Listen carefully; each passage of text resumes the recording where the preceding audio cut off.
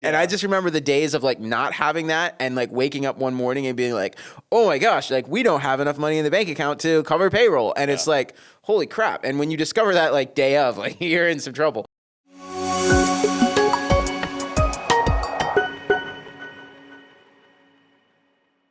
All right, guys, welcome back to the Lake Norman Business Podcast. My name is Danny Decker, here with Ryan Weber, as always.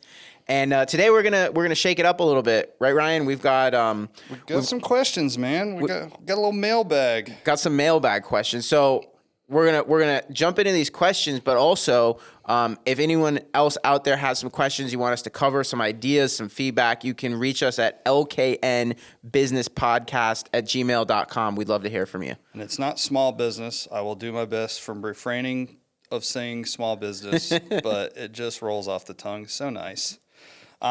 Cool. So one question, this one was actually for my wife because she listens to a lot of podcasts and found this question as one of the better ones that she's heard answers to.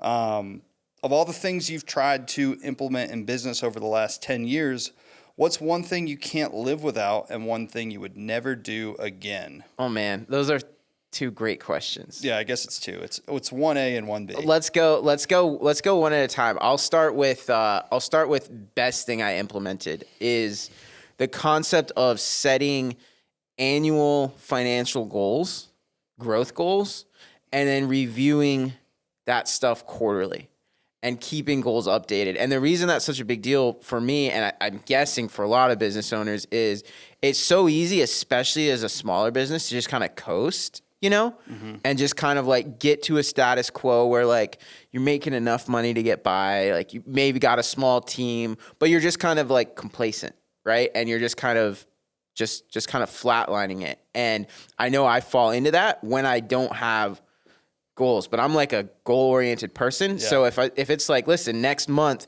we need to make X amount of sales to hit that goal, like I am going to make those sales because I do not want to fall short of that goal. But if I did not have that goal, I would not make those sales probably, and we just be in a place of kind of complacency. And like it's not the worst thing in the world to be kind of flat, but the problem is in business, as I'm sure you know, Ryan, if you're not growing, you're going backwards, right? Because if you're not growing, you're dying. Because the world doesn't sit still, and so it's like you got to be proactively growing. And for me, setting those annual goals, doing that in like November, and then meeting once a quarter with your leadership team and updating those goals is like, I couldn't live without that. Yeah. I think for me, like it's similar, but like a different path. I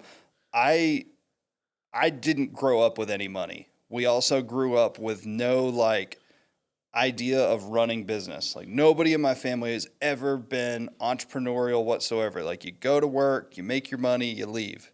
And so for me, gaining the financial literacy skills, I think that's like, I kind of say, you know, the thing I can't live without is like a P&L. Like understanding your P&L, where your money goes, how you're making it, what goes in, what goes out to keep a healthy, profitable business. Like that's something, I mean, I almost look at our financials and all of our stuff every single day. Like I just like to know where things went in, where things went out. And like anytime you can trim the fat, you're only going to be putting either more money back in the business or more money back in your pocket. There's only good things that happen. I love that. I don't think I knew that about you. And same exact scenario. None of my family entrepreneurial, didn't grow up with much money. Yeah. So like really interesting. I didn't know that. That made me think of something, you know, kind of micro specific to what you just said, which is, and this is probably even a more true answer for me of something I can't live without, is a cash flow forecast. Okay. I learned how to create like a 12-week cash flow forecast so that you can look ahead and say, all right, are we good in terms of hitting payroll, paying ourselves, paying all the expenses? And it's like when you figure out, and it's not a hard formula, when you figure out how to project cash flow, God, the stress goes away in such a big way. And it's like, it doesn't always mean that it's perfect, but when you have like a 12-week cash flow forecast, you spot problems when you can still do something about it. Yeah. And I just remember the days of like not having that and like waking up one morning and being like, oh my gosh, like we don't have enough money in the bank account to cover payroll. And it's like, holy crap. And when you discover that like day of, like you're in some trouble. Yeah. But a cash flow forecast so that you can see problems coming and deal with them. Yeah. And I think that's like why I went into all of the businesses like I personally ran. I've always done like monthly recurring business. Like I don't do the one-time stuff. I mean, I do now because I'm not really like pushing it, but like when I'm building business, I want monthly recurring cash flow that I know is going to come consistently. Yeah. And like I didn't do contracts, but I was like, well, if I just do a good enough job, these people aren't going to want to leave. So like another belief of mine is like, just do really good, like over deliver like tenfold. And so I knew I would over deliver, but if I could get them coming back and paying me every single month, I could have a consistent, understandable cash flow that was like, I felt good. Yeah. And that's another thing, man. We're coming up with a lot of good stuff for this answer is the idea of recurring revenue, and that is just such a complete, total game changer. I work with a lot of clients, some who have recurring revenue models, some who don't. And it's like, not every business can be made to have a recurring model, but anytime you can, it's like, because otherwise you're starting the next month from zero. Well, like you can have a record breaking month in April, and then May you're starting at zero. Yeah, we have a law firm, it does real estate closings. There's no recurring monthly closing. Like you're not closing on your house every single month. You're not coming to us, but I'm trying to create ways to have some sort of recurring monthly revenue, even if it's super small, just to cover rent on the building. Because having something that's predictable just makes me feel so much more secure and safe. Like it is a business that there's no recurring that happens. Yeah. But I want to create some way to get some sort of recurring revenue just for predictability. Yeah. I think it's awesome. Yeah. So kind of second part of that question is, what would you never do again? Oh, man. That's also such a great question. And I probably have 10 answers to that. But the first thing that comes to mind is tolerating employees for longer than I should have. Okay. And you're a nice guy. That's why. I know, right? It's really hard for me to like kind of lay down the law when I have to. But like, I think early on in my marketing agency that I launched and sold, early on we had a small team of employees, and most of them were really great, and we had one kind of bad apple, and the proverb of one bad apple can spoil like the bushel, just completely true. And my partner and I just kind of ignored it, kind of wanted to see the best in that employee. Kind of put up with some warning signs, ignored a few red flags, and before you know it, the whole team had some serious issues, and we ended up having to let half the team go. Yeah. And in retrospect, it's crystal clear if we had just made the right move with the problem employee right when we saw it, we would have saved ourselves so much trouble in the long run. So I don't know where my college football coach, Coach Reich, Wingate University, Frank Reich, Carolina Panthers, it's his brother. I know there Frank. You go. Good, nice guy. So Joe Reich was my football coach, and every year in the spring or in the summer when we came in, he had this thing that he would teach, and it makes so much sense the further I got in my life. And he called it the commitment continuum. You have this, graph. On one side of the graph, you have people that are leaders in the right direction, in the good direction, and on the other side, you had the most extreme of people that are leaders, but in the bad direction. So you had this then you had followers. Well, followers were in the middle, and the leaders can persuade them to go either in the good or bad direction. So the more leaders in the positive direction, your team would do better.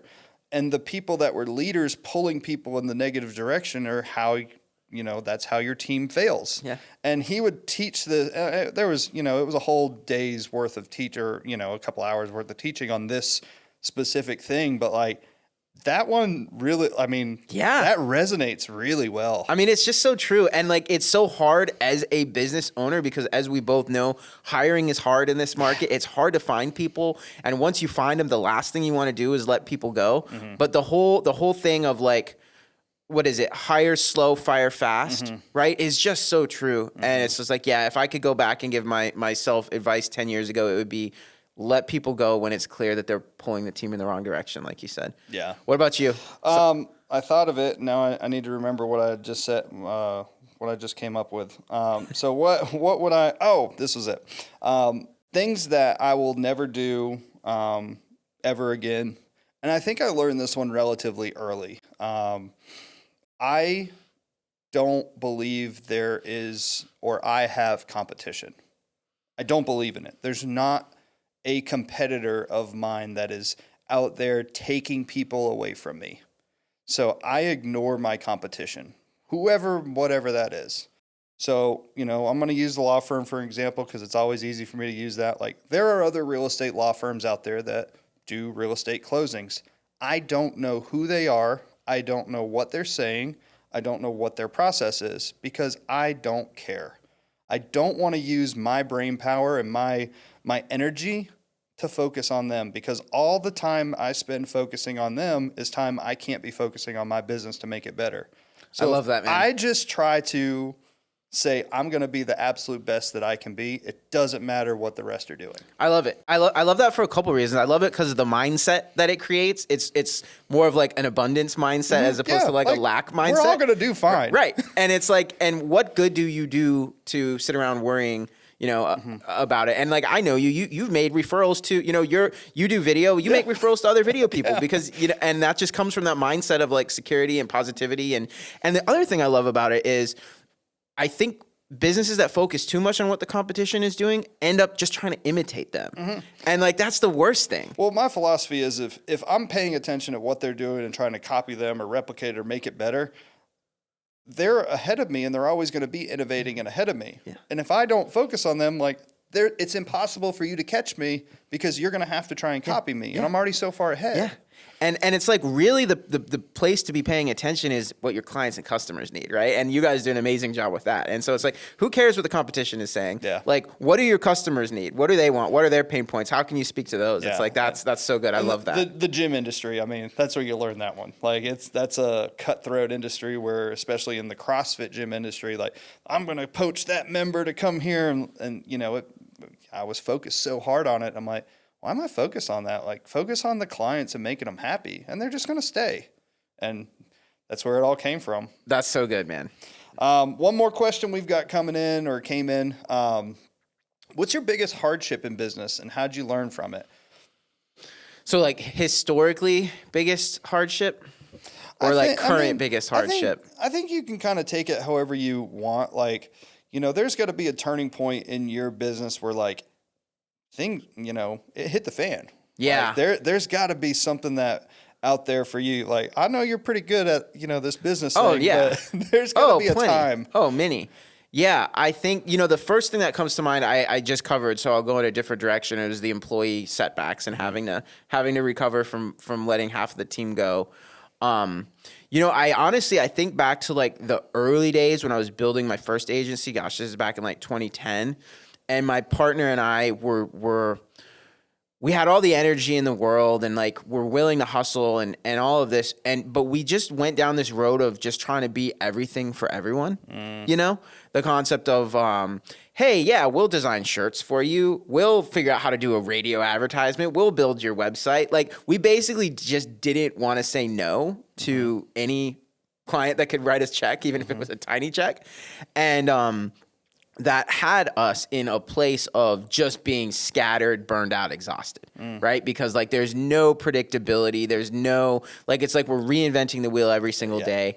And so for a good solid 6 months to a year, maybe it was even a couple of years, we were just in this place of like kind of day to day. You're almost like working too hard. Yeah, working too hard and not working smart. And in terms of how we overcame it, we were smart enough to recognize that we weren't smart enough to figure it out on our own, and we started working with a business coach. And one of the first things he told us was, you guys have to stop doing everything for everyone. You need a niche, both in terms of who you're serving and also the services that you are, delivering. And it's like, once we made that shift within just a few months, honestly, like everything got so much easier because we were able to focus our marketing in the right places, going after the right types of clients. We're able to build services that we can then replicate and build a team to execute it. And really it was like this from there. But those couple of years were tough. I'm going to go opposite of what both you would never think that I'm going to say this, because we both have done this and do this. So biggest hardship or lesson learned for me, I've actually lost about 20 grand in coaching. So hiring the wrong mentor, coach, whatever, I've like wasted 20 grand of just like money sitting there, just giving it away. And then like, they just weren't good. And I think it's because of, I hired one mentor. when I owned my gym. I was young. I was fresh into business, for the most part, and just learning true business principles helped a bunch. SOPs, understanding financials, understanding client experience helped a bunch. One of the best things that's ever happened to me is hiring that business coach. Then the next one came, and I was trying to level up. It was more marketing specific. Hire them, pay their $10,000 for their yearly blah, blah, blah. It might have not, it was 6 months. And I learned a little bit.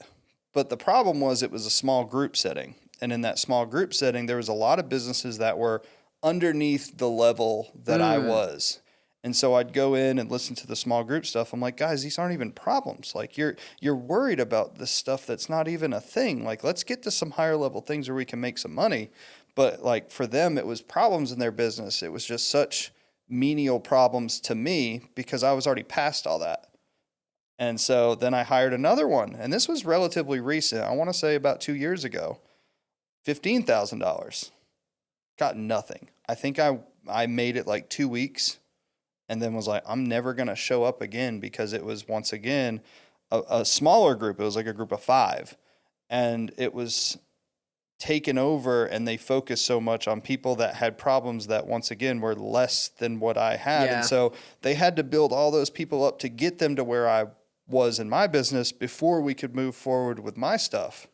And I think the lesson that I learned is the small group thing will work if you're trying to get all the people that are the same. Yeah. But if you want to hire a coach, work one-on-one with somebody where they can give you your focused, specific attention. That makes so much sense. And that also makes me think of just kind of this concept of, so I have a mentor, and one of the things that he's always said is, when you're the smartest person in the room, you got to leave the room. And like, I don't want to say like I was the smartest, No. but like I had the best working business in those. Totally. ones. and like it's a continuum, right? Yeah. So like we know there are always people ahead of us, there are always people behind us. And just that idea though of like, putting yourself in community where there are people that are where you want to go is so important. Because there's a lot of people, I mean, to your credit, you quickly realized like, I need to be more challenged in this. But there are a lot of people who that feeling of sort of being the top dog in the room is comforting and great, and they're happy to stay there. And it's like, but that's a dangerous spot to be. Yeah, I felt bad because I didn't feel bad. I was not happy because I just gave them $15,000. But at the same time, I'm like, I'm not going to waste my time, and I don't need to stroke my ego. I'm here to I'm here to do better. Like, let's go find something that can make me more money or make my business better. Yeah. So choosing the right mentors, choosing the right community, love it. Great takeaways. Yeah, that's all we've got from our mailbag this week. Yeah, like cool. you said earlier, anybody that has questions that they want us to discuss, we like doing the mailbag sessions because we try and come up with topics that we've encountered throughout the month or so. Yeah. But any specific questions, we'd love to chat on them. LKNbusinesspodcast@gmail.com.